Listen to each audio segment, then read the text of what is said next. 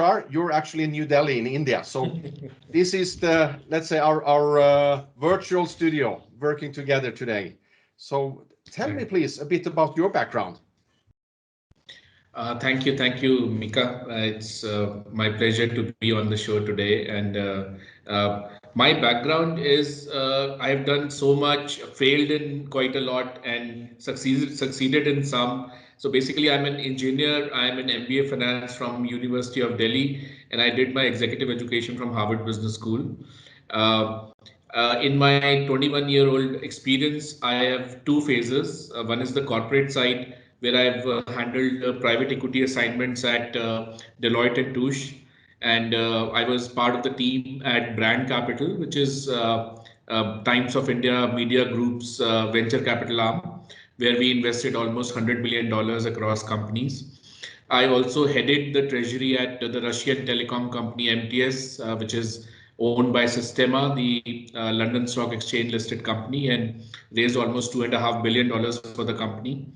And I was CFO with the Distribution Logistics. That's a company owned by Guggenheim Partners. But in my last 7 years, I have invested in four companies. I have been part of the management of two companies. And as of now, I sit on the board of two companies as well.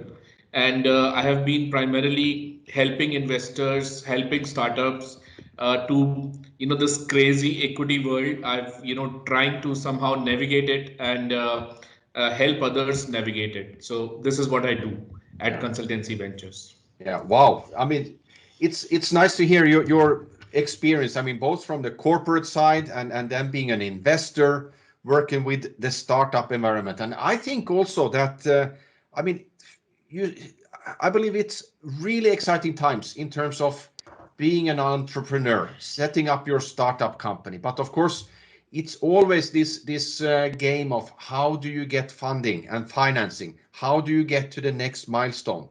So, and of course, in this pandemic regime, I mean, it's not easy to find the right ones or reach out. But what do you think startups? What type of startups are relevant or the hot ones in terms of getting funding and what investors are looking at? So, the investors, they look at startups two ways. One is a top-down approach, one is a bottom-up approach. So in top-down approach, they see that, these are the sectors which have successfully performed in these countries. They can be developed economies or they can be China.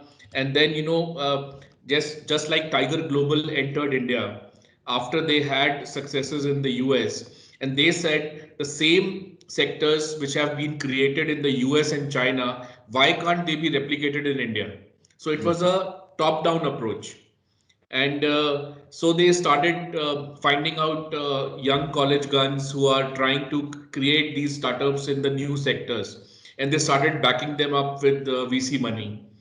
And the other thing is a bottom-up approach where there are founders who have successfully researched a sector, understood it, or maybe worked in the sector for 10 years, 15 years. They start out and then they say that we'll do it differently. So we have companies who were in very, very traditional sectors like logistics, and they brought technology, turned it around, started building in new plans, new technology, and that's the bottom-up approach. So what investors do is that in terms of capturing a particular market, they want to back those horses which come in the top three of a particular sector in the future. Whether they'll have to create the sector or they have to get into a company at any kind of valuation, they will just do it. And and that's where the valuation game also lies. So I remember Alibaba had created Alipay in China, and in India the VCs were backing fintech companies in the hope of creating the next Alipay in India, and now they are all created. I mean, the top one, Paytm, has $15 billion valuation, and the others, Google Pay, Phone Pay, they are also big valuations. Multiple, they are already unicorns long time back. Yeah. Absolutely. So I mean, it's about being that the top dog or top three in what you're Top doing, and of three. course, Yeah, that's where the money lies. yeah, and of course, I think I get that also. You say that let's say traditional sectors or industries and uh, heavy assets, etc. I mean, there's a lot of disruption ongoing now everywhere, really, and that's kind of the way to go. I believe then that you kind of have to If have new thinking, innovative mindsets. Yeah, Yeah. absolutely. Either you should be creating a new business category which hasn't existed till now, or you should be disrupting the way existing things work. So there is a pharma tech company which with whom I work very closely. They are using artificial intelligence, machine learning, facial recognition, and robotics in their stores. So essentially, what happens is in some time their competition won't be able to face up because they are not crunching their numbers. They don't know their customer as good as this company knows. They are not fast enough as this company is, and they don't have the hyperlocal knowledge as much as this company will have. Yeah. So, on all these parameters, it's about creating a new niche. It's Hmm. about doing things better than they have been done. And it's about believing something can be done, something new can be created in the future. So, that calls for a lot of conviction, that calls for a lot of faith and belief, and that calls for a lot of money as well, where VCs come in. Yeah, I mean the power lies in data, and we're doing the same with the startup I'm heading right now, and of course, kind of understanding the user pattern, etc. That I think it's really relevant and important, and then act on it. What, but then turning to another aspect, I mean, what do you see? Let's say startup companies, the founders or co-founders, and the team around it. How important is that in terms of evaluating startups?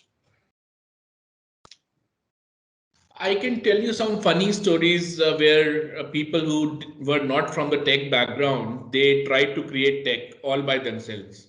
So, Hmm. you'll end up paying the wrong price. You'll end up, using the wrong agencies, paying them more. You'll end up trying to learn the curve, which can be so very well shortened by having a tech co-founder. Yeah. And if you are creating a tech-based company, then the core is tech, at the heart is tech, and that means your team should be tech. And if your team should be tech and the tech is in-house, then you have to have a tech co-founder. And Yeah. that is where having a very balanced team with the right marketing guys, the right product guys, the right tech guy, and also having the financial expertise to get the numbers in a good shape in front of the investors, all this becomes very important. I know of this company which has created a board of directors. It's a fintech company, so they knew that they have to align very closely with the banking sector here in India. So they Hmm. created a very professional board. So they brought the deputy governor of Reserve Bank of India, which is the central bank, and they brought vice chairman of India's largest government bank, and they created all this very nice board, which provides them an oversight and also gives them the depth about taking big decisions. Yeah. Yeah. Yeah. Interesting. And how do you see then? I mean, startups or might be also from the venture side. I mean, in your approach in terms for growing companies, should one have a, let's say, local or regional, let's say, market, or look in a global perspective? So I'm very lucky in that sense because India is growing at 6 to 7% GDP growth, Mm. and it's the only major economy apart from China which is having more than 600 million youth, people with less than 30 years of age and consuming big. And the problems with China. I mean, if you are in China, you have to have a local joint venture partner. Mhm. You'll have to surrender your intellectual property. You'll have, the internet is firewalled. So India is probably the only big consumer economy available our foreign direct investment laws are very liberal. Most of the sectors are totally open. So I'm very lucky that way that sitting in this kind of an economy. Now, as regards to your question, now suppose we are creating a food tech company. So in India, typically because of the culture, there is a culture of families cooking at home, and most of the food is being cooked and consumed at home. Yeah. But this is not the same with Europe, US, UK, even Japanese, Southeast Asians. They all eat outside a lot. Yeah. So the trend is now catching up in India of eating out, and but still majorly the food is cooked at home only. So if a company, what I have seen with investors, my peer set is that they believe that India is a very tough market. We are very price conscious, we are very quality conscious, we are very service conscious. Yeah. And there is a lot of competition because there are so many entrepreneurs. So they believe that if a product market fit is achieved in India of a particular startup, then that product can very well sell across the globe. You can just plug and play across other geographies, sell the same product and service in other countries. So that's the way they look at India. And I believe that you'll have to tweak your product for the local culture, for the local habits, for the local taste. I remember in India when McDonald's came, and so India used to have its own fast food chain called Nirula's. And Hmm. Nirula's used to give a lot of Indian taste food, lot of curries, lot of masalas, those, a Yeah. lot of. so, Nirula's brought out the American taste. So nobody was buying, McDonald's brought out the American taste. So nobody was buying McDonald's burgers. Hmm. And Yeah. ultimately, they came out with the spice burger. Lot of spice, lot of. Yeah. Yeah. Yeah. All the flavors. All the flavors. Yeah. Yeah. Yeah. And But then it's that's a good point. I mean, first of all, I mean, thanks for, in a sense, also marketing India as as a good, let's say, trial market. But you have to then have the right pricing, the right quality, the right service. But getting there, and probably as a startup, I mean, you go through these agile developments and MVPs, iterations, pivoting to find the right one. And then like you say that, okay, of course, try it out there, but it's a huge market in itself. But right. then when you go, as any startup, scaling up or globally, think about the cultural variations. And Yeah. I think it goes for so much. I mean, not just food, but I mean, uh, type of clothing, or I see that also in the B2B industrial, what we're doing, that of course we have to understand the various cultural mentalities, Right. etc. Right. Right. So, we are living in a globalized way that way, all the city culture is, t-shirts, jeans, and, short hair, and burgers and cold coffee, and probably beer. And so, we are living in this American kind of world where, these things are common across cities. But, India has 30 languages, and Yeah, and the local cultures are the diversity is so much.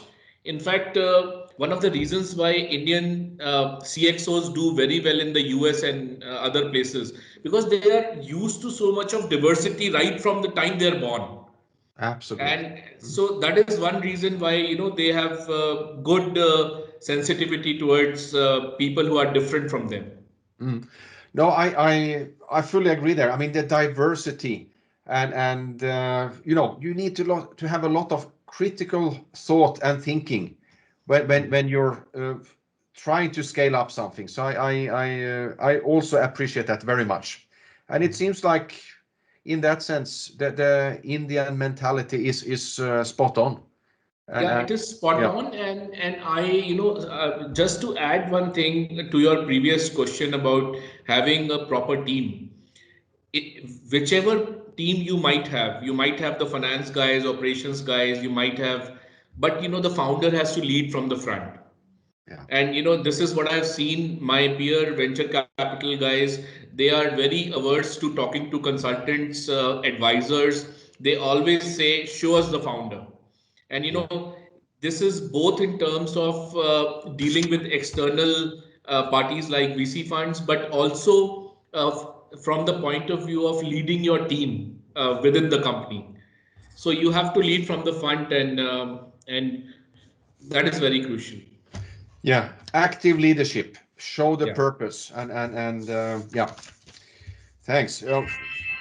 Really good insights there. Thank you. Thank you. We get some music here. A short, Yeah, I'll just cut it. some commercial here. Sorry, sorry. No worries, no worries. Yeah, sorry. Yeah. But so of course we've been, I mean, globally living with the COVID-19 situation since last year, and I remember myself. My last travel was March 13, coming from US back to March 2020, 13 March. March 13th, 2020. That was my last travel. Oh, Yes, so almost a year now. yeah. But how do you see the, I mean, global economy and investing and finding startups or believing in startups can go global and scale up quickly?